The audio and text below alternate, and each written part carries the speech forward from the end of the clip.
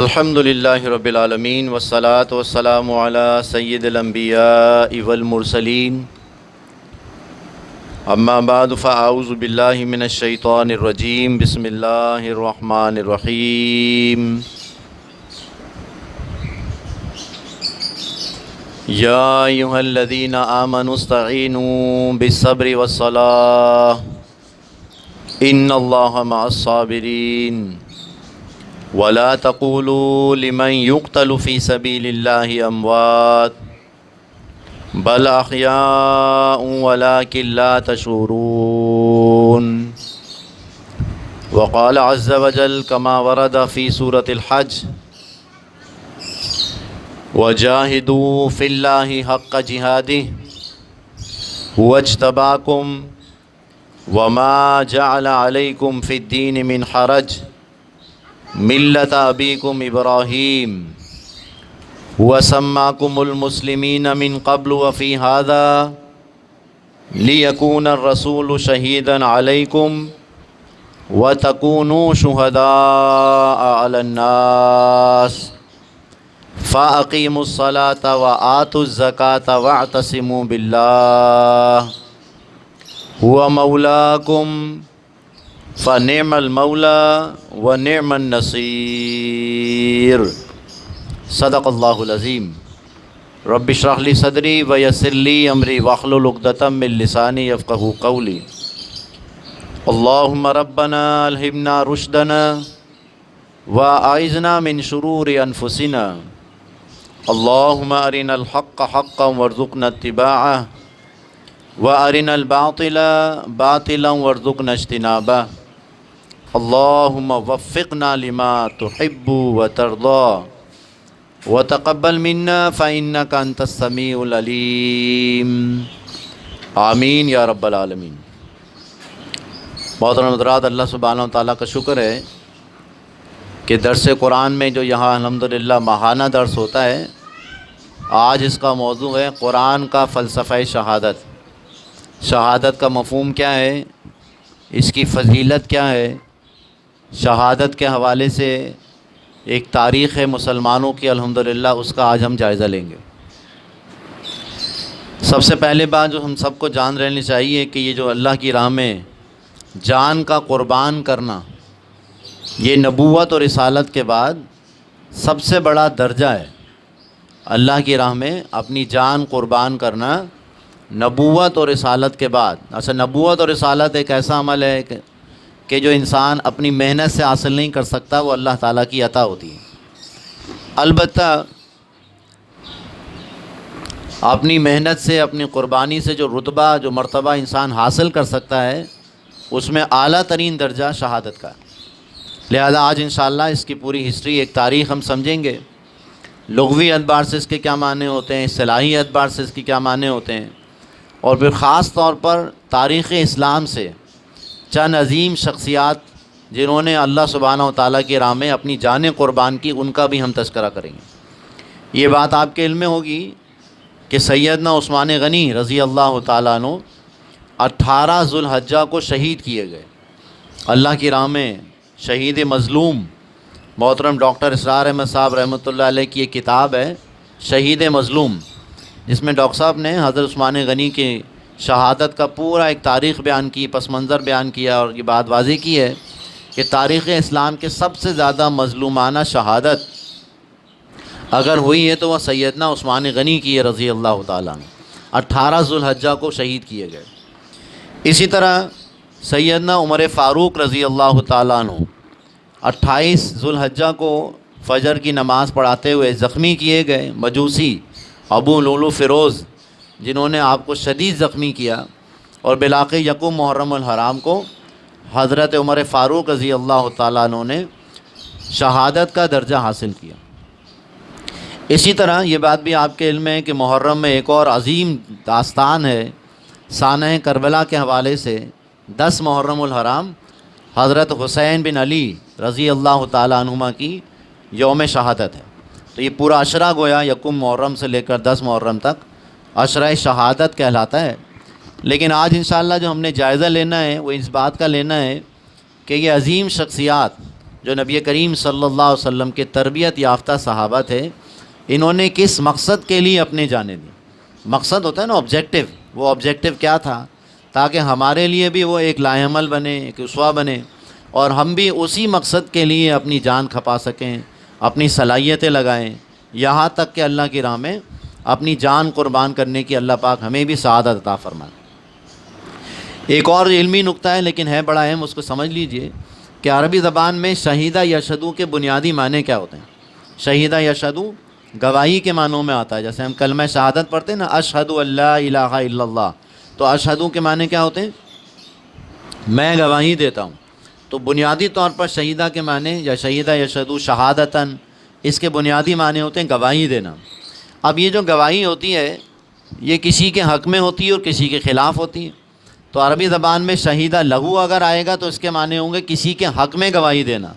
جب آپ کورٹ میں جاتے ہیں، عدالت میں جاتے ہیں، تو وہاں پر جب گواہی دینے جاتے ہیں تو کسی کے فیور میں آپ گواہی دیتے ہیں تو کسی کے اگینسٹ ہوتی ہے، لہذا شہیدہ لغو کے معنی ہوں گے کسی کے حق میں گواہی دینا، ان فیور آف، اور شہیدہ اعلیٰ کے معنی کیا ہوں گے؟ کسی کے خلاف گواہی دینا، جو گواہی دی جاتی ہے تو وہ کسی کے خلاف بھی ہوگی۔ تو عربی زبان میں جو پریپوزیشنز ہوتی ہیں جیسے ہر زبان میں ہوتی ہیں، عربی میں بھی ہوتے ہیں، تو اس سے معنی میں بھی تبدیلی ہوتی ہے۔ اس کے لیے بڑی پیاری حدیث ہے نبی کریم کی علیہ الصلوۃ والسلام، اس بات کو سمجھنے کے لیے حضور نے فرمایا القرآن حجۃ لک او علیک، قرآن یا تو تمہارے حق میں گواہی دے گا، لکا ان فیور آف، و علیک تمہارے خلاف گواہی دے گا۔ تو قرآن کے حق میں گواہی کیا ہے کہ جب اس کو پڑھیں گے، سمجھیں گے، اس کی تعلیمات پر عمل کریں گے، اس کے نظام کو قائم و نافذ کرنے کی کوشش کریں گے تو قرآن حق میں گواہی دے گا۔ اور اسی طرح خلاف گواہی سے کیا مراد ہے؟ قرآن حکیم خلاف گواہی کب دے گا؟ کہ جب خدا نہ خواستہ اس پر ہم ایمان نہیں لائیں، اس کو پڑھیں نہ، سمجھیں نہ، اس کی تعلیمات پر عمل نہ کریں، اس کے نفاذ کی کوشش نہ کریں، تو قیامت کے دن قرآن خلاف گواہی دے گا۔ لیکن القرآن حجۃ لک اور علیک سے بات کیا سمجھ میں آ رہی ہے؟ کہ کسی کے حق میں گواہی دینا، کسی کے خلاف گواہی دینا۔ اسی طرح اس کے اصطلاحی معنی ہوتے ہیں موجود ہونا۔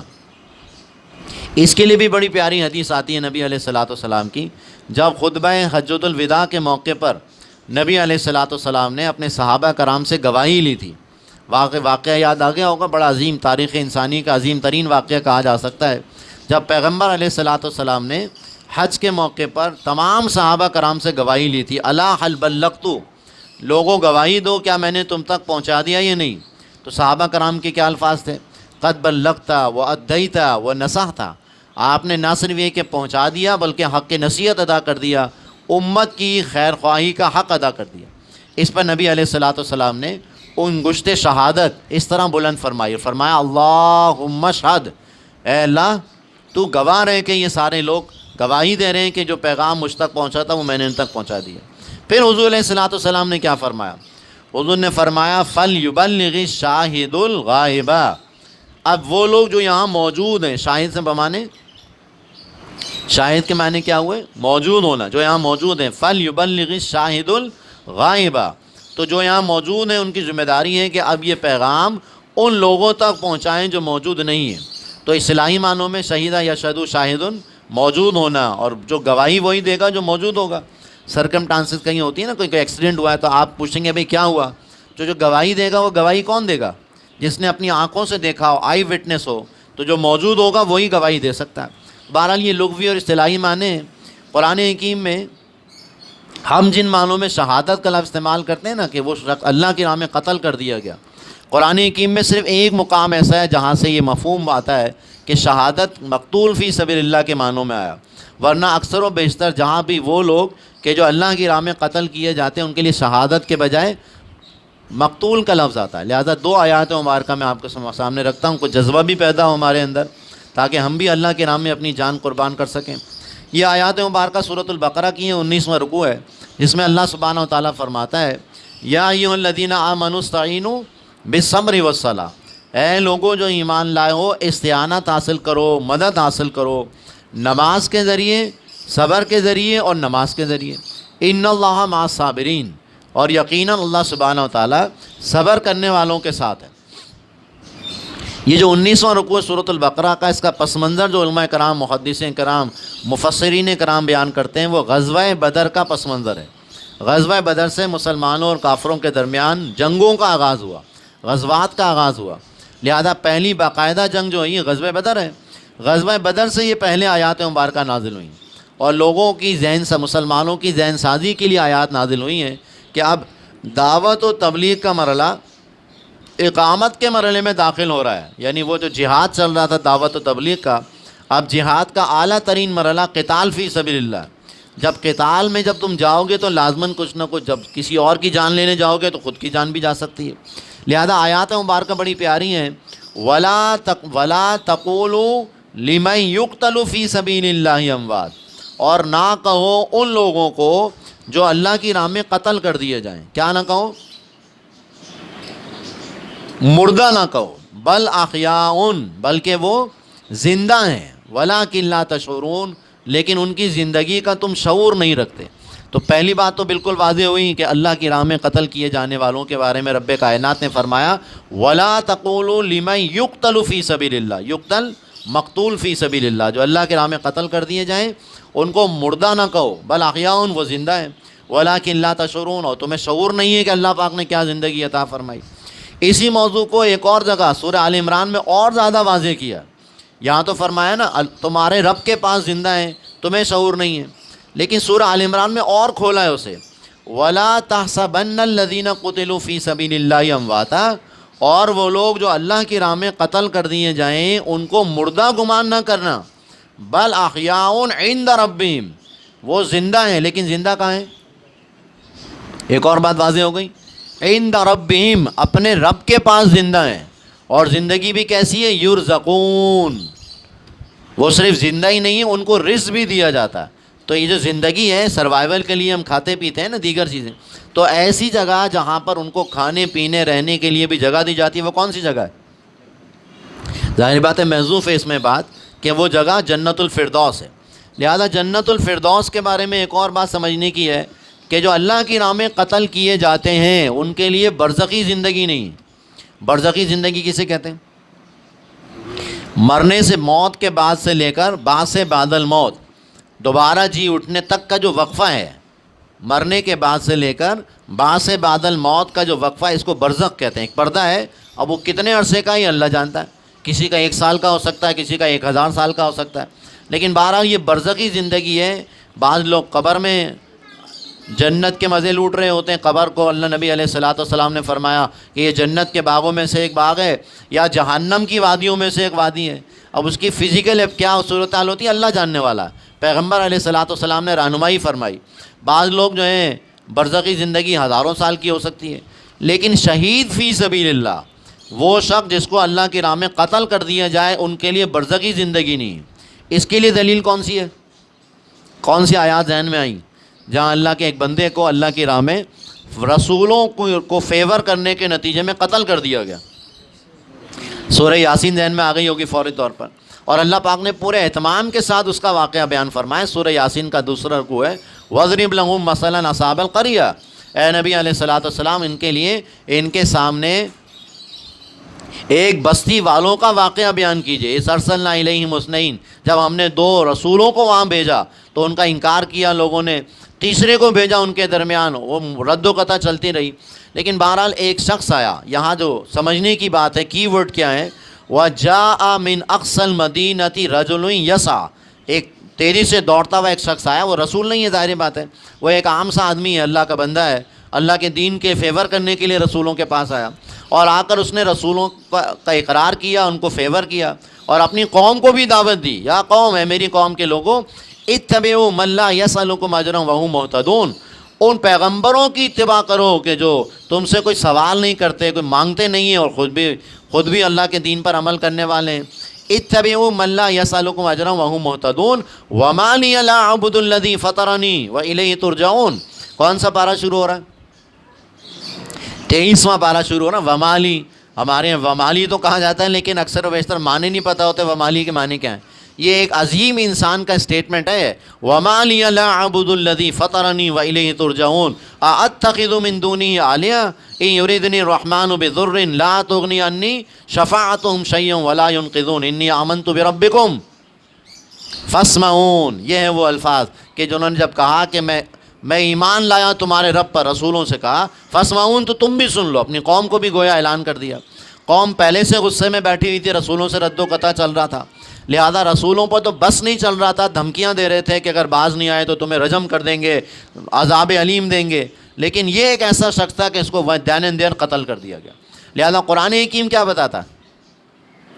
قرآن حکیم بتاتا قیل ادخل الجنہ، کیا کہا گیا؟ قیل ادخل الجنہ، اسے کہہ دیا گیا داخل ہو جاؤ جنت میں۔ قیل ادخل الجنہ قال یا لیت قومی یعلمون، تو وہ کہنے لگا، یعنی جنت میں داخل ہو گیا نا، تو اب تو اس کو حقیقت نظر آ رہی ہے، جنت میں نعمتیں نظر آ رہی ہیں سب کو، وہاں سے اس کا اسٹیٹمنٹ جو ہے وہ نقل کیا رب کائنات نے، قال یا لیت قومی یعلمون، کہنے لگا کاش کہ میری قوم کو معلوم ہو جائے۔ کون سی قوم؟ جنہوں نے ظلم کیا، جنہوں نے قتل کر دیا اللہ کی راہ میں۔ قال یا لیت قومی یعلمون بما غفر لی ربی، کہ اس رب نے مجھے بخش دیا، وجعلنی من المکرمین، اور مجھے شامل کیا بہت عزت والے لوگوں میں۔ وہ تو عظیم ترین انسانوں کی جگہ ہے نا، جنت الفردوس، جہاں انبیاء کرام اولیاء اللہ ہوں گے، اللہ کے بندے ہوں گے، وہاں ان میں مجھے شامل کر دیا۔ تو دعا کر لیجیے اللہ سبحانہ و تعالیٰ سے کہ اللہ پاک ہمیں بھی اللہ کی راہ میں گواہی دینے اور اللہ کی راہ میں اپنی جان قربان کرنے کی توفیق عطا فرمائے۔ یہ خواہش ہے نبی کریم کی صلی اللہ علیہ وسلم۔ کس کی خواہش ہے؟ پیغمبر علیہ الصلاۃ والسلام خواہش فرماتے ہیں، اور 3 مرتبہ، ایک مرتبہ نہیں، 3 مرتبہ آپ علیہ الصلاۃ والسلام فرماتے ہیں کہ میری خواہش ہے کہ مجھے اللہ کی راہ میں لڑتے ہوئے قتل کر دیا جائے، پھر مجھے زندہ کیا جائے، پھر قتل کر دیا جائے، پھر زندہ کیا جائے، پھر قتل کر دیا جائے۔ 3 مرتبہ خواہش کا اظہار کر کے گویا آپ نے اپنی امت کو یہ پیغام دینا چاہا نبی علیہ الصلاۃ والسلام نے کہ اللہ کی راہ میں لڑتے ہوئے، اللہ کی راہ میں جان دینا، یہ اعلیٰ ترین رتبہ ہو سکتا۔ اللہ پاک ہمیں اس کی توفیق عطا فرمائے۔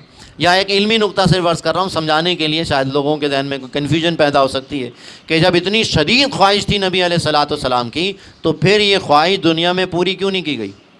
اللہ کی راہ میں لڑتے ہوئے اللہ کے نبی علیہ الصلاۃ والسلام، پیغمبر علیہ الصلاۃ والسلام کو قتل کر دیا جاتا۔ تو یہ بات نوٹ کرنے کی ہے کہ اصول یہ ہے نبی علیہ الصلاۃ والسلام، یا رسولوں اور نبیوں میں بنیادی فرق کیا ہے؟ بنیادی فرق کے اعتبار سے ایک فرق یہ ہے کہ رسولوں کو قتل نہیں کیا جا سکتا، انبیاء کرام کو قتل کیا گیا ہے۔ نبیوں اور رسولوں میں ایک بنیادی فرق کیا ہے کہ نبی کو قتل کیا جا سکتا ہے اور قتل کیا گیا۔ حضرت یحییٰ علیہ السلام، حضرت زکریا علیہ السلام شہید کر دیے گئے، قتل کر دیے گئے، گردنیں اڑا دی گئی ان کو اللہ کے راہ میں، وہ بھی اللہ کے پیغمبر تھے۔ لیکن حضرت عیسیٰ علیہ السلام قتل نہیں کیے گئے۔ قرآن کی گواہی ہے، قرآن کیا فرماتا ہے؟ وما قتلوا وما صلبوا ولكن شبه لهم، سورہ نساء میں جہاں یہ پورا واقعہ بیان ہو رہا ہے حضرت عیسیٰ علیہ السلام کا، وہاں ایک کیٹیگوریکل اسٹیٹمنٹ تو اللہ پاک کا، وما قتلوا، اور یہودیوں نے عیسیٰ علیہ السلام کو قتل نہیں کیا، وما صلبوا، نہ ان کو صلیب دی، نہ قتل کیے گئے، نہ صلیب دیے گئے، وہ معاملہ ان کے لیے مشتبہ بنا دیا گیا، اس کی تفصیل الگ ہے۔ لیکن عیسیٰ علیہ السلام قتل کیوں نہیں کیے گئے، یا نبی کریم صلی اللہ علیہ وسلم کو اللہ کی راہ میں قتل کیوں نہیں کیا جا سکتا تھا، اس کی وجہ کیا ہے؟ سورہ مجادلہ میں اللہ پاک فرماتا ہے لَأَغْلِبَنَّ أَنَا وَرُسُلِي، میں اور میرے رسول غالب آ کے رہیں گے۔ لہذا رسول کبھی بھی مغلوب نہیں کیا جا سکتے۔ نوح علیہ السلام اللہ کے رسول ہیں، حضرت ہود علیہ السلام اللہ کے رسول ہیں، حضرت صالح علیہ السلام اللہ کے رسول ہیں، حضرت موسیٰ علیہ السلام اللہ کے رسول ہیں، اسی طرح حضرت لوط علیہ السلام اللہ کے رسول ہیں، حضرت شعیب علیہ السلام اللہ کے رسول ہیں۔ ان کو جب بھی مغلوب کرنے کی کوشش کی گئی، اللہ پاک کی طرف سے عذاب آیا اور پوری قومیں تباہ کر دی گئیں۔ یہ اصول سمجھ میں آ گیا؟ لہذا یہ شدید خواہش اس لیے پیش کی نبی علیہ الصلاۃ والسلام نے کہ ہماری امت کے جو امتی ہیں ان کے اندر یہ جذبہ پیدا ہو۔ تو بہرحال اللہ کی راہ میں قتل کیا جانا بہت بڑی سعادت ہے، نبوت اور رسالت کے بعد اعلیٰ ترین درجہ اللہ کی راہ میں قتل کیا جانا۔ اب آئیے ذرا شہادت کے حوالے سے اس کے لغوی مفہوم پر جب ہم نے بات کی تھی تو شہیدہ یشہدو کے معنی ہوتے گواہی دینا۔ سب سے پہلے گواہی کردار کی ہوتی ہے، اخلاق کی ہوتی ہے، معاملات کی ہوتی ہے، اور یہ گواہی دینا سب سے مشکل کام ہے یا نہیں؟ یہ شہادت گہے الفت میں قدم رکھنا ہے، یہ شہادت گہے الفت میں قدم رکھنا ہے۔ لوگ آسان سمجھتے ہیں مسلمان ہونا، اس سے کیا مراد ہے؟ ایک ایسا شخص جس کی کردار کی، جس کے اعمال کی، جس کے اخلاق کی گواہی اس کے گھر والے دے رہے ہوں، کیا خیال ہے آسان ہے؟ سب سے پہلے گواہی کس کی طرف سے ملتی ہے؟ یا ہم اپنے بارے میں جاننا چاہتے ہیں کہ ہم کیسے ہیں، تو اپنے بارے میں تو انسان بڑی اچھی پازیٹیو رائے رکھتا ہے نا، لیکن سب سے پہلے رائے دینے والے کون ہوتے ہیں؟ نبی کریم صلی اللہ علیہ وسلم کے بارے میں سب سے پہلے نبوت کے اظہار کے بعد سب سے پہلے مثبت رائے دینے والی کون ہے؟ آپ کی زوجہ محترمہ سیدہ خدیجۃ الکبریٰ رضی اللہ تعالیٰ عنہ۔ یہ بہت بڑی گواہی ہوتی ہے کسی بھی شخص کے بارے میں، اگر اس کی بیوی، اس کے بچے، اس کے گھر والے، اس کے احباب گواہی دے دیں کہ یہ سچا آدمی ہے، نیک آدمی ہے، یہ گواہی ہے اصل میں، یہاں سے گواہی کا آغاز ہوتا ہے۔ پھر آفس کولیگس ہیں جن کے درمیان ہم رہتے ہیں، وہ ہمیں جانتے ہی نہیں جانتے، گھر والوں کے سامنے یا محلے والوں کے سامنے تو ہم بہت اچھے بنے رہتے ہیں، لیکن آفس کولیگ سب سے زیادہ ہمارے اخلاق اور کردار کی گواہی دیتے ہیں۔ جب ہم کسی بچی کی شادی کرتے ہیں وغیرہ، بہن کی شادی ہو رہی ہے، تو سب سے زیادہ جب ہم انویسٹیگیٹ کرتے ہیں تو کہاں سے انویسٹیگیشن ہوتی ہے؟ گھر والوں سے بھی ہوتی ہے، محلے والے، لیکن سب سے بہترین گواہی کون دیتا ہے؟ عوام میاں، آپ کے آفس کولیگس جو آپ کے ساتھ 12 گھنٹے 10 گھنٹے رہتے ہیں، جو آپ کے رشتہ دار نہیں ہوتے، وہ جو گواہی دیتے ہیں وہ گواہی بالکل ٹھیک ہوتی ہے کہ ایک نمبر آدمی ہے، کام ٹھیک کرتا ہے، سچ بولتا ہے، نماز صحیح پڑھتا ہے، دھوکہ نہیں دیتا، چیٹ نہیں کرتا، وغیرہ وغیرہ۔ یہ گواہی ہے کردار کی گواہی۔ لہذا انبیاء کرام کے ذہن میں یہ بات نوٹ کرنے کی ہے، یا پیغمبروں کے حوالے سے، رسولوں کے حوالے سے، صحابہ کے حوالے سے، اولیاء اللہ کے حوالے سے، نیک لوگوں کے حوالے سے سب سے پہلی چیز جو نوٹ کرنے کی وہ کردار کی گواہی۔ لہذا اللہ سے دعا کر لیجئے اللہ پاک ہمیں کردار بہترین کرنے کی توفیق عطا فرمائے، اور کردار نبی کریم صلی اللہ علیہ وسلم آپ کے صحابہ کرام جیسا کرنے کی توفیق عطا فرمائے۔ دوسری آیات جو میں نے آپ کے سامنے پڑھی تھی وہ سورہ حج کی آیات ہیں۔ اب میرے موضوع آخری حصہ شروع ہو چکا ہے، لہذا اللہ کی راہ میں شہادت، اللہ کی راہ میں شہادت علی الناس کے کیا معنی ہوتے ہیں؟ لوگوں پر گواہی دینا اپنے اخلاق اور اپنے کردار اور اپنے معاملات سے، یہ تو ہو گیا کردار۔ اور ایک گواہی کیا ہوتی ہے؟ دین کو نافذ و قائم کر کے گواہی دینا کہ یہ نہیں دین قابل عمل ہے۔ دین محض نماز روزے زکوٰۃ کا نام نہیں ہے، دین ایک مکمل، ایک complete and comprehensive code of life ہے، جس میں حقوق العباد کا بھی پورا تصور موجود ہے، یعنی عقائد، عبادات اور رسومات کے ساتھ ساتھ حقوق العباد، بندوں کے حقوق۔ پھر سیاست، اللہ سبحانہ و تعالیٰ کو حاکم ماننا۔ اس کائنات کا مالک کون ہے؟ اس کائنات کا مالک اللہ ہے، تو حاکم کس کو ہونا چاہیے؟ اللہ کو ہونا چاہیے۔ حکومت کس کی ہونی چاہیے؟ اللہ سبحانہ و تعالیٰ کی۔ حاکمیت اللہ کی سیاسی سطح پر، معاشی سطح پر۔ ملکیت کا دعویٰ کرنے والے سب سے بڑے باغی ہیں، جو آج یہ دعویٰ کر رہے ہیں کہ میرا جسم میری مرضی، یا یہ مال میرا ہے، میں جیسے چاہوں اس کو خرچ کروں، وہ سب سے بڑا باغی ہے۔ یہ نہیں، یہ مال کس نے عطا فرمایا؟ سب سے پہلے یہ دعویٰ کس قوم نے کیا تھا کہ یہ ہمارا مال ہے، ہم جیسے چاہیں خرچ کریں؟ کوئی بتا سکتا ہے آپ میں سے؟ سب سے پہلا یہ دعویٰ جنہوں نے یہ سرمایہ داری کے حوالے سے دعویٰ کیا تھا کہ یہ ہمارا مال ہے، ہم جیسے چاہے خرچ کریں، تمہاری نماز کیا ہمیں یہ بتاتی ہے؟ وہ قوم ناپ تول میں کمی کیا کرتی تھی۔ حضرت شعیب علیہ الصلوۃ والسلام کی قوم کا تذکرہ قرآن کرتا ہے کہ ناپ تول میں کمی کرتے تھے، اور سب سے پہلے سرمایہ دارانہ سوچ دینے والے وہ لوگ تھے کہ مال ہمارا، ہماری مرضی، ہم جو چاہے کریں، سود کھائیں، ہم اس کو ضائع کر دیں، ہو آر یو۔ لہذا سرمایہ دارانہ نظام کے خلاف سب سے بڑی بغاوت کیا ہے، یا سب سے بڑا کلمہ حق کیا ہے؟ یہ مال تمہارا نہیں ہے، یہ جان تمہاری نہیں، مال تمہارا نہیں، تو تمہارا جسم تمہاری مرضی کیسے ہو سکتی ہے؟ تو معیشت میں مال، یہ ساری نعمتیں اللہ سبحانہ و تعالیٰ کی دی ہوئی ہیں۔ اسی طرح معاشرت میں سب سے بڑا توحید کا کلمہ کیا ہے؟ کہ تمام انسان برابر ہیں۔ تمام انسانوں کا خالق کون ہے؟ اللہ سبحانہ و تعالیٰ۔ لہذا تمام انسان برابر ہو گئے، تو معاشرت میں برابری، ایکویلٹی، مساوات۔ معیشت میں ملکیت کے بجائے امانت کا تصور کہ یہ جو کچھ بھی تمہارے پاس ہے تمہارا نہیں ہے، یہ امانت ہے تمہارے پاس۔ اور سیاست میں حاکمیت کے بجائے خلافت کا تصور اللہ سبحانہ و تعالیٰ نے دیا ہے۔ یہ ہے دین۔ آج ہمارے معاشرے میں دین اسی طرح پریکٹس ہوتا ہے، یا جو لوگ سیاست، معیشت اور معاشرت میں اللہ کو بڑا مانتے ہیں، ان کو آج دنیا میں کیا کہا جا رہا؟ بتائیں، آپ بتائیں نا۔ جو دنیا میں یہ بات بتاتے ہیں کہ اس کائنات کا رب اللہ ہے، یہ زمین اللہ کی ہے، یہ زمین اللہ کی ہے، تو اس پر اللہ کا حکومت قائم، اللہ کی حکومت قائم ہونی چاہیے، ان کو آج کے دور میں سب سے بڑا فنڈامنٹلسٹ قرار دیا جاتا، بنیاد پرست۔ اور آگے بڑھ کر کون سی گالی بنا دی گئی ان کے لیے؟ دہشت گرد. یہ دہشت گرد ہیں کہ ہمارے نظام کے خلاف سب سے بڑا تھریٹ ہے. لہذا سیکولرزم کے خلاف، کیپٹلزم کے خلاف سب سے بڑا تھریٹ کیا؟ اس کائنات کا رب اللہ ہے. آج آپ یہ نعرہ تو لگا کے دکھائیں ذرا، اللہ اکبر. کوئی اس کی طرح یہ والی تشریح کر کے دکھائیں کہ اللہ اکبر نماز میں بھی جو آپ فرما رہے ہیں، اذان میں بھی کہہ رہے ہیں اللہ اکبر، اللہ سب سے بڑا ہے.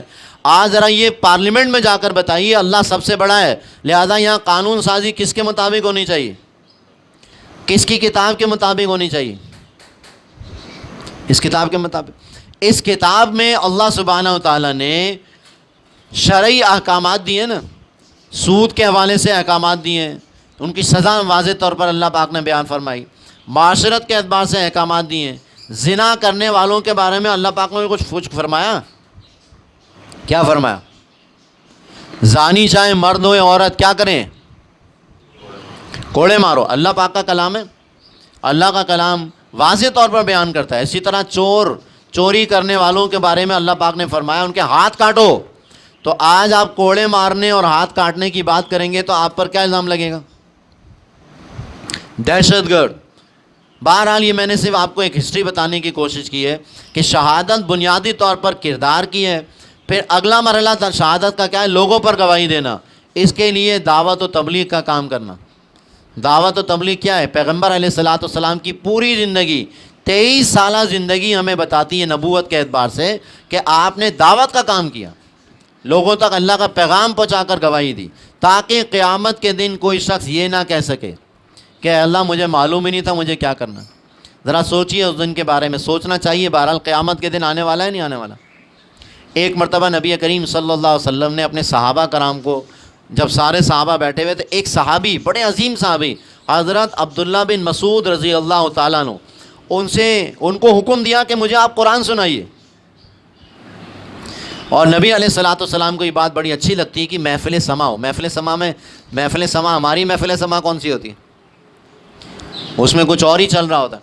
پیغمبر علیہ الصلوۃ والسلام کی محفل سما کیا ہوتی تھی؟ وہاں قرآن حکیم کی تلاوت ہوتی تھی. لہذا عبداللہ بن مسعود رضی اللہ تعالیٰ عنہ کو حضور نے فرمایا کہ آپ مجھے قرآن سنائیے. فرمایا حضرت عبداللہ بن مسعود نے رضی اللہ تعالیٰ آپ کو قرآن سناؤں؟ آپ پر تو قرآن نازل ہوتا ہے. لیکن حضور علیہ الصلوۃ والسلام نے فرمایا مجھے دوسروں سے قرآن سننا اچھا لگتا. لہذا اتنی بڑی سعادت ملی حضرت عبداللہ بن مسعود کو رضی اللہ تعالیٰ عنہ. آپ رضی اللہ تعالیٰ نے سورہ نساء کی آیات پڑھنا شروع کر دی. لہذا جیسی آیت مبارکہ پہ پہنچے، ذرا اس کو تصور کیجئے گا، اپنے آپ محسوس کیجئے گا. اب صحابہ کرام موجود ہیں اور حضرت عبداللہ بن مسعود تلاوت فرما رہے ہیں اور سب دلچسپی سے قرآن حکیم سن رہے ہیں. فرماتے ہیں کہ جب میں پہنچا فَكَيْفَ إِذَا جِئْنَا مِن كُلِّ أُمَّةٍ بِشَهِيدٍ وَجِئْنَا بِكَ عَلَىٰ هَٰؤُلَاءِ شَهِيدًا. کیسا ہوگا وہ دن قیامت کا؟ فَكَيْفَ إِذَا، کیسا ہوگا وہ دن جس دن ہم ہر امت میں سے ایک گواہ کھڑا کریں گے. شہیدن، شہید کے معنی گواہی، اور یہاں پر گواہ سے مراد کون ہے؟ فَكَيْفَ إِذَا جِئْنَا مِن كُلِّ أُمَّةٍ بِشَهِيدٍ، ہر امت میں سے گواہ کھڑا کریں گے، رسول ان کے خلاف گواہی دے رہے ہوں گے.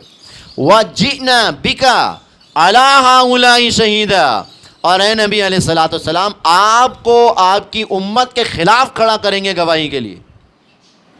کچھ سمجھ میں آیا؟ ہر پیغمبر کو اللہ سبحانہ و تعالیٰ کھڑا کرے گا قیامت کے دن سرکاری گواہ کے طور پر. آپ نے اپنی امت کے خلاف گواہی دینی ہوگی. خلاف گواہی کیا ہوتی ہے؟ کہ جو پیغام مجھ تک پہنچا تھا وہ میں نے اپنے کردار سے، اخلاق سے ان تک پہنچا دیا. اب ذمہ دار کون ہے؟ پہنچا دیا نا، پہنچانے کے بعد یہ کرنا، یہ کرنا، یہ نہیں کرنا، یہ نہیں کرنا، رول ماڈل بن کے بھی دکھا دیا. سب کچھ کرنے کے بعد اب اگر انہوں نے کیا تو ان سے پوچھ لیں اللہ، اور اگر انہوں نے نہیں کیا تو ذمہ دار کون ہے؟ پیغمبر ذمہ دار نہیں ہے، پیغمبر نے تو پہنچا دیا نا. لہذا نبی علیہ الصلوۃ والسلام نے جب یہ آیت مبارکہ سنی حضرت عبداللہ بن مسعود سے رضی اللہ تعالیٰ عنہ، پھر اپنے اوپر طاری کیجئے کیفیت کو، ذرا کیفیت کو. فَكَيْفَ إِذَا جِئْنَا بِكُلِّ أُمَّةٍ بِشَهِيدٍ وَجِئْنَا بِكَ عَلَىٰ هَٰؤُلَاءِ شَهِيدًا، آپ کو آپ کی امت کے خلاف بطور گواہ کھڑا کریں گے. تو حضرت عبداللہ بن مسعود فرماتے ہیں رضی اللہ تعالیٰ عنہ کہ حضور علیہ الصلوۃ والسلام کی آواز مجھے آئی، حسبک حسبک، رک جاؤ رک جاؤ. جیسے میں نے آپ کی طرف دیکھا آپ کے آنکھوں میں آنسو تھے، آپ کی داڑھی مبارک جو ہے وہ آنسوؤں سے تر تھی، اس احساس کے ساتھ کہ قیامت کے دن مجھے اپنی امت کے خلاف گواہی دینی ہوگی. یہ ہے خلاف گواہی. اب سمجھ میں آ گیا ہوگا آپ کے کہ میں نے تو اپنی امت تک پہنچا دیا، اب قیامت کے دن یہ ذمہ دار ہے. Now they are accountable. تو یہ آج ہماری ذمہ داری ہے یا نہیں؟ کیا آج تمام انسانیت تک اللہ کا پیغام پہنچ گیا؟ کتنی تعداد ہے لوگوں کی اس وقت دنیا میں؟ انسانوں کی تعداد کتنی ہے؟ 7 ارب سے زیادہ انسان دنیا میں رہتے ہیں، اور آپ یقین کیجئے ان کی بڑی تعداد ایسی ہے جن تک پیغام نہیں پہنچا. اور باخدا عرض کر رہا ہوں کہ اگر ان تک صحیح طور پہ پیغام پہنچ جائے تو ہم سے بہتر مسلمان ہیں. کئی لوگوں سے تجربات ہوتے ہیں، ایکسپیرینس ہوتے ہیں، میرا بھی آپ کا بھی ہوگا، جو رہ کر آتے ہیں فارن کنٹریز میں، انگلینڈ میں ہو کر آیا، کینیڈا میں ہو کر آیا، وہاں تعریفیں کرتے ہیں. اچھی بات ہے، تعریف کرنی چاہیے، سچ بات بولنی چاہیے. اکثر میں نے سنا، یقین کیجئے بڑے بڑے لوگوں سے، کہ وہاں پر صرف کلمہ نہیں ہے، کلمہ، ورنہ جو تعلیمات قرآن کی ہیں، سچ بولنا، پاک صاف رہنا، نیکی کی بات کرنا، دھوکہ نہ دینا، ساری چیزیں موجود ہیں. اور اپنے کلائمیکس کو ایز اے سسٹم موجود ہیں. جھوٹ بولنے کو سمجھتے ہی نہیں، جھوٹ کسے کہتے ہیں، دھوکہ کسے کہتے ہیں. دھوکہ کی ڈیفینیشن بچے کو پتہ ہی نہیں دھوکہ کیا ہوتا. ہمارے ہاں دودھ میں ملاوٹ کی جاتی ہے نا، وہاں تصور نہیں کیا جا سکتا کہ دودھ میں کوئی ملاوٹ کری، کیسے ہو سکتا ہے. دوائیوں میں ملاوٹ کرنے والے بھی ہیں، وہاں تصور نہیں ہو سکتا کہ ایک شخص انتہائی قبیح ہو جائے کہ دوائیوں میں ملاوٹ کرے. پیغمبر علیہ الصلوۃ والسلام نے کیا فرمایا؟ ملاوٹ کرنے والا کیسا ہے؟ حضور نے فرمایا ملاوٹ کرنے والا ہم میں سے نہیں. آج ہمارے معاشرے میں ملاوٹ بھی ہے، دھوکہ بھی ہے، جھوٹ بھی ہے. بہرحال میں بتانا یہ چاہ رہا تھا کہ انگلینڈ ہو، امریکہ ہو، اور رشیا ہو، اور بھی کئی ممالک، آپ ذرا وزٹ کیجئے، اور وہاں پر ایک سسٹم کے طور پر تعلیمی نظام، ہر نظام کے اعتبار سے آپ کو اسلام کی بہت ساری تعلیمات نظر آئیں گی. آئیں گی نہیں آئیں گی؟ کیا چیز نہیں ہے وہاں؟ یہ دین کی دعوت اگر ہم ان تک پہنچائیں، باخدا علماء بھی اب یہ کہنے لگے، علماء کرام، کہ ہم نے نہیں پہنچایا ان تک جیسے پہنچانا چاہیے. وہ عام طور پر دین کو کس طرح سمجھ رہے ہوتے ہیں؟ دین کے ریپرزنٹیٹیو سے نا، دین پر عمل کرنے والوں کے اخلاق کو کردار سے سمجھیں گے نا. لہذا آج پوری دنیا میں سوری ٹو سے ہم نے اپنے کردار اور اخلاق سے دین کی گواہی نہیں دی، بلکہ اکثر و بیشتر مس ریپرزینٹ کیا. تو اب کرنے کا کام کیا ہے؟ اس میں تنقید تو بہت ہو سکتی ہے نا، لیکن کرنے کا کام یہ ہے میرے بھائی، میرے دوستوں، کہ ہم سب سے پہلے تو گواہی دیں اپنے اخلاق سے، کہ اللہ کرے ہماری بیویاں، ہمارے بچے، ہمارے گھر والے، ہمارے دوست احباب ہمارے کردار کی گواہی دے سکیں. اچھا، یہ کردار کی گواہی کب دی جاتی ہے؟ عام طور پر مرنے کے بعد. جب آپ کسی کی میت پہ جاتے ہیں انتقال کے وقت، تو اس میں اگر بہت اچھائیاں تھیں تو بہرحال گھر والوں سے کہتے نہیں، کہتے یار بہت اچھے آدمی تھے، تمہارے والد، تمہارے بھائی، تمہارے بہت نیک آدمی تھے، ان میں یہ اچھائیاں تھیں. اچھا، اتنی کریج نہیں ہوتی ہمارے اندر، بہرحال نہیں ہوتی کہ کسی کے منہ پر یا اس کے گھر والوں کے سامنے اس کی تعریف کرے. زندگی میں اکثر و بیشتر یہ تعریف، گواہی کردار کی مرنے کے بعد ہی ہوتی. لیکن اللہ سے دعا یہ کر لیں، اللہ پاک ہمیں اپنے کردار کا لوہا منوانے کے لیے سب سے پہلے اچھے اعمال اور اخلاق کرنے کی توفیق عطا فرمائے. اگلا مرحلہ کیا ہے؟ دعوت و تبلیغ کی توفیق دے. دعوت و تبلیغ کے مرحلے میں سب سے مشکل کام گھر والوں کو پیغام پہنچانا. آسان ہے؟ مشکل ہے؟ پھر محلے والوں پر ایک اپنے کردار کا لوہا منوانا، پھر رشتہ داروں کو. یہ ترتیب اسی طرح چلے گی نا، سب سے پہلے گھر والے، پھر محلے والے، پھر رشتہ دار، پھر یہاں تک کہ پوری دنیا کے پورے مسلمانوں تک. تو اللہ سے دعا کریں اللہ پاک ہمیں اس کی توفیق عطا فرمائے. آیت مبارکہ جو پڑھی اس کا ترجمہ سن لیجئے. قرآن کی جامع ترین آیت مبارکہ ہے، قرآن کی جامع ترین آیت. یہ سورہ حج کی آخری آیت ہے. اللہ پاک فرماتا ہے وَجَاهِدُوا فِي اللَّهِ حَقَّ جِهَادِهِ، اور اللہ کی راہ میں جہاد کرو جیسے کہ اس کی راہ میں جہاد کرنے کا حق ہے. هُوَ اجْتَبَاكُمْ، اس اللہ پاک نے تمہیں جہاد کے لیے چن لیا ہے. وَمَا جَعَلَ عَلَيْكُمْ فِي الدِّينِ مِنْ حَرَجٍ، اور دین میں تمہارے لیے کوئی تنگی، کوئی مشکل نہیں رکھی، دشواری نہیں رکھی. ملت ابیکم ابراہیم، یہ تمہارے جد امجد ابراہیم علیہ الصلوۃ والسلام کا طریقہ ہے کہ ساری زندگی اللہ کی راہ میں جہاد کرتے رہے. ہوا سماکم المسلمین من قبل وفی ھذا، انہوں نے تمہارا نام مسلمان رکھا ہے پہلے بھی اور اب بھی. لیکون الرسول شہیدا علیکم، یہی بات ختم ہو رہی ہے. لیکون الرسول شہیدا علیکم، تاکہ رسول تم پر گواہ بنے، وتکونوا شہداء علی الناس، اور تم انسانوں پر گواہ بن سکو، تم اپنے اخلاق اور کردار سے دین کے پاس ان تک پہنچا کر تم لوگوں پر گواہی دے سکو۔ اللہ پاک اس کی توفیق دے۔ فاقیموا الصلاۃ، اگر چاہتے ہو شہادت علی الناس کی ذمہ داری ادا کرنا تو نماز قائم کرو۔ سب سے پہلا کام کیا کرنا جو مشکل ہے؟ کون سی نماز؟ نمازی اگر آپ نے دیکھنے نا جینین نمازی، پکا نمازی، تو کس نماز میں پہنچنا ہوگا؟ اچھا فجر میں کوئی ایکسکیوز ہی نہیں ہے؟ کوئی ہے ایکسکیوز؟ آفس نہیں، بیوی نہیں، بچے نہیں، فلاں نہیں، فلاں نہیں، فجر کی نماز کا نمازی اصل نمازی ہے، اور یہی گواہی سب سے مشکل ہے۔ لہذا گواہی کا آغاز اپنے کردار سے۔ پیسے کیسے کماتے ہیں اس کے بارے میں جواب دیجئے۔ کیا ہم پوری 100% گارنٹی کے ساتھ کہہ سکتے ہیں کہ ہمارا پیسہ حلال کا ہے؟ اگر کہہ سکتے ہیں تو یہ گواہی ہے۔ پھر ہمارا اخلاق کیسا ہے؟ اخلاق کی گواہی کون دیتا؟ جس سے آپ کی ڈیلنگ ہو رہی ہوتی ہے نا۔ ایک مرتبہ ایک صاحب کہنے لگے عمر فاروق سے رضی اللہ تعالیٰ عنہ، بہت نیک آدمی ہے، تو 3 سوال کیے تھے، یہ معیار قائم کر لیجیے اپنا بھی۔ سیدنا عمر فاروق نے کیا سوال کیے؟ تو تم کیسے کہہ سکتے ہو نیک آدمی ہے؟ کیا تم نے کبھی اس کے ساتھ سفر کیا ہے؟ سفر میں ایکسپوز ہوتا صحیح معنوں میں۔ آپ حج پہ جائیں تو پتہ چل جائے گا۔ کیا خیال ہے وہاں حج پر بھی لڑائیاں ہو رہی ہوتی نہیں ہو رہی؟ حج کے سفر میں مینا میں بھی ایک دوسرے سے لڑنے ہوتے، اور ایسے بھی لوگ ہوتے ہیں اپنا سب کچھ دینے کے لیے تیار ہو جاتے، تربیت یافتہ ہوتے ہیں نا۔ الحمدللہ 2 مرتبہ حج کیا راجہ بھائی، دونوں مرتبہ یہ ایکسپیرینس ہوا کہ جو جماعت سے منسلک لوگ ہوتے ہیں نا، جو تبلیغی جماعت، جماعت اسلامی، تنظیم اسلامی اور دیگر جماعتیں، ان کی تربیت ہوئی ہوتی ہے۔ لہذا تربیت یافتہ جب لوگ جاتے ہیں حج کرنے ایسے مقامات پر تو قربانی دے رہے ہوتے ہیں، اور جو تربیت یافتہ نہیں ہوتے ہیں وہ چھوٹی چھوٹی باتوں پہ لڑ رہے ہوتے ہیں، چھوٹی چھوٹی باتوں پہ لڑائیاں ہو رہی ہوتی ہیں۔ بہرحال کہنے کا مطلب یہ ہے کہ سب سے زیادہ ایکسپوز کب ہوتا ہے انسان؟ سفر کے دوران۔ اور کہاں ایکسپوز ہوتا ہے؟ جب آپ کسی کے پڑوس میں رہتے ہیں۔ بہرحال بڑا مشکل ہوتا ہے پڑوسی ہمارے حق میں گواہی دے، کیا خیال ہے؟ بہت سارے معاملات ہوتے ہیں، چھوٹے چھوٹے بچے آپس میں لڑ گئے، بچوں میں لڑائی ہو رہی، پتہ چلا بڑوں میں لڑائی ہو گئی، دل خراب ہو گئے، مشکل ہو جاتا ہے بہت پڑوسی کی گواہی حاصل کرنا کہ یہ نیک آدمی ہے۔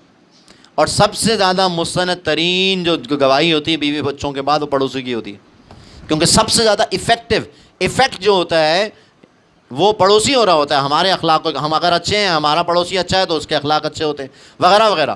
تیسری چیز جس سے زیادہ ایکسپوز ہوتا ہے وہ کون سی ہے؟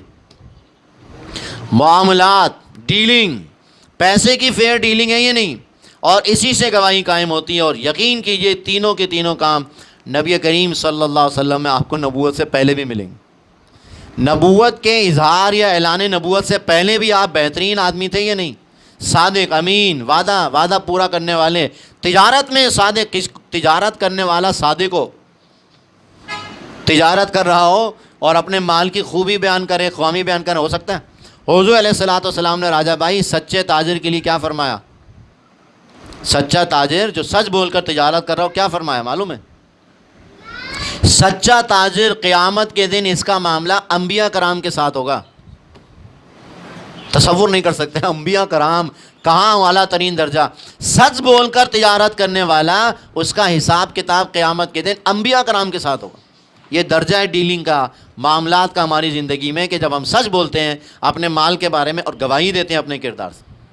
جو مال دے رہے ہیں بالکل جینین ویسے ہی مال ہوتے ہیں، پیسے لے رہے ہیں، دکھا کچھ اور رہے ہیں، کر کچھ اور رہے ہیں، یہ ڈیلنگ ہمارے معاشرے میں خراب ہے یا نہیں؟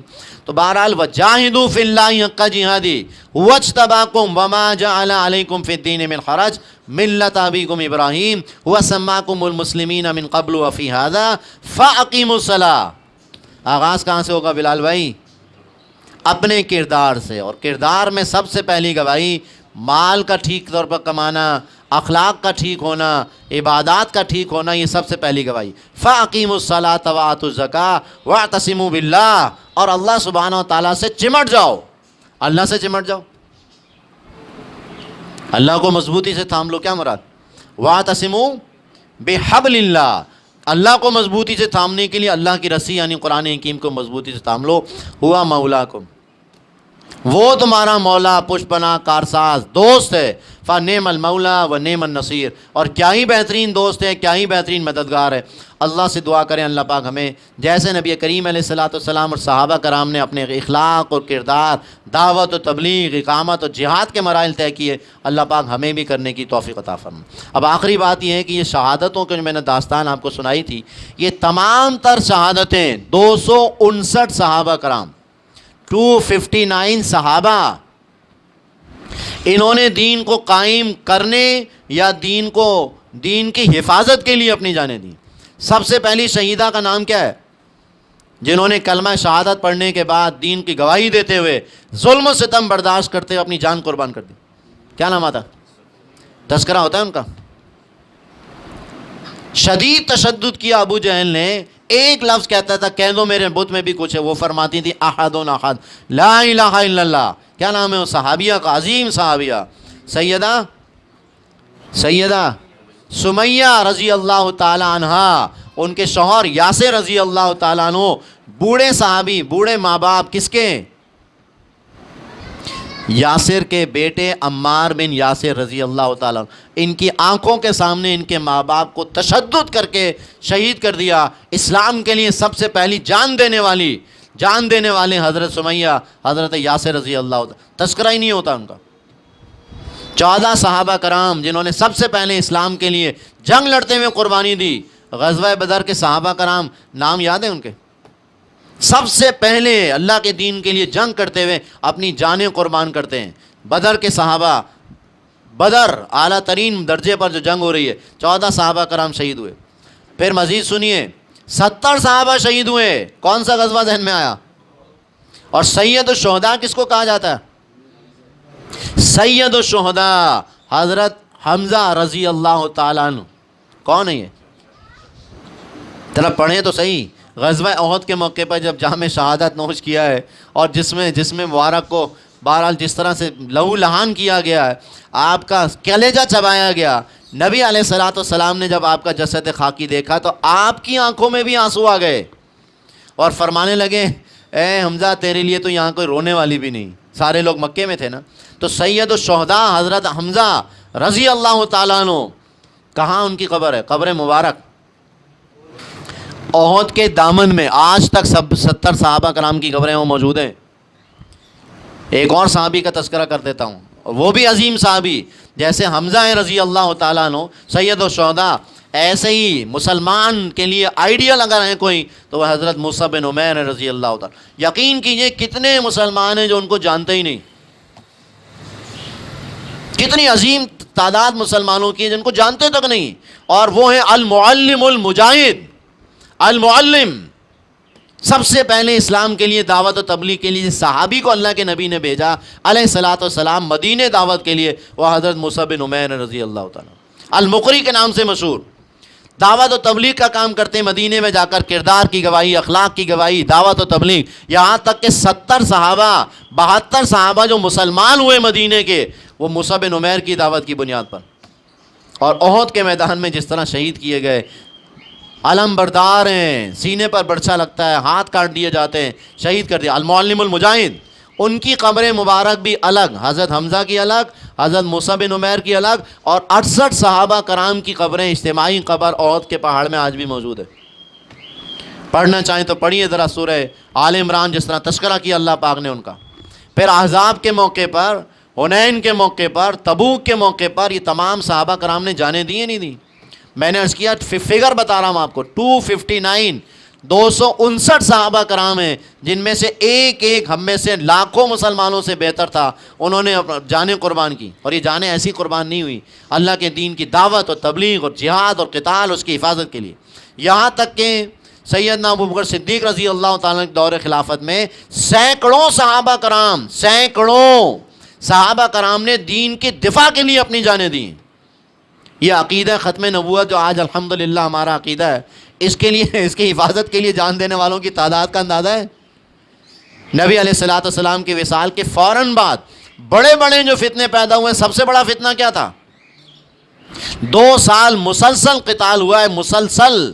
ابوبکر صدیق کا دور خلافت پورا کا پورا قتال میں گزرا، جس میں سینکڑوں صحابہ کرام نے جان، ایک دن میں 1200 صحابہ شہید ہو رہے ہیں، ایک دن میں 70 صحابہ شہید ہو رہے ہیں جو سارے کے سارے حافظ قرآن ہیں۔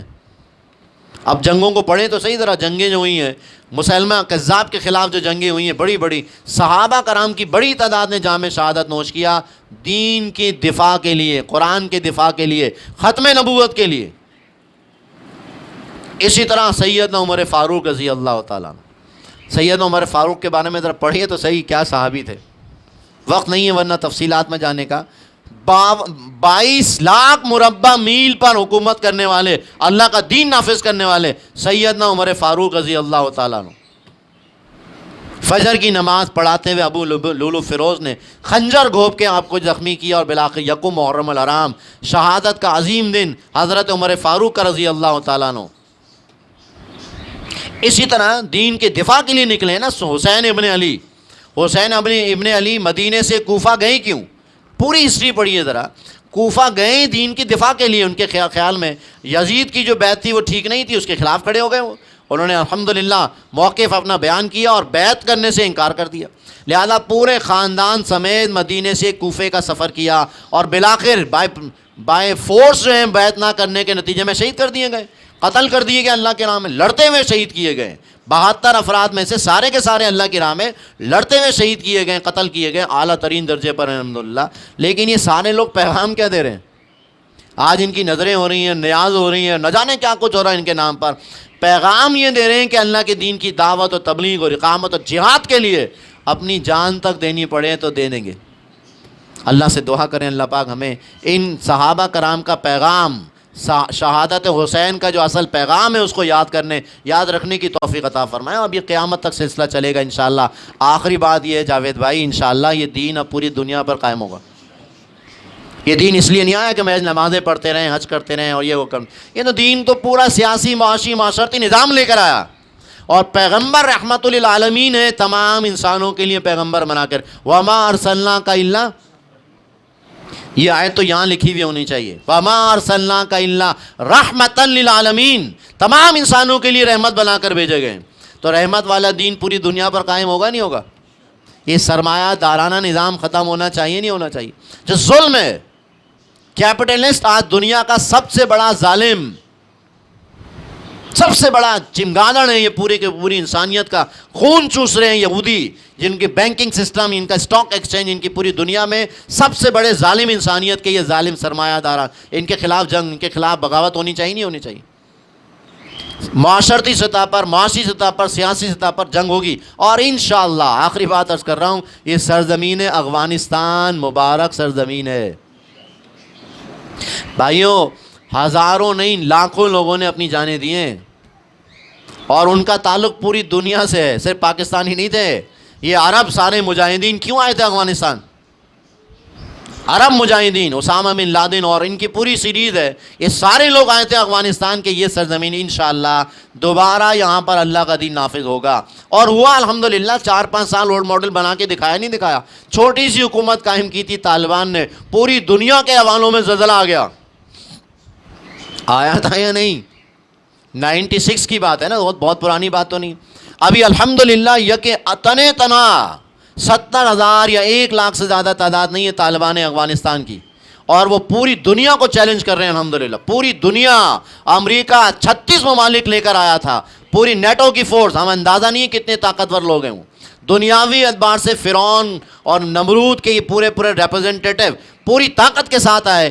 20 سال سر پیٹ کے جا رہا ہے الحمدللہ، ذلیل ہو کے جا رہا ہے امریکہ، یہاں سے فتح نہیں کر سکے افغانستان، اور اللہ نے چاہا تو یہ دوبارہ سے اللہ کا دین نافذ ہوگا، اللہ نے چاہا تو۔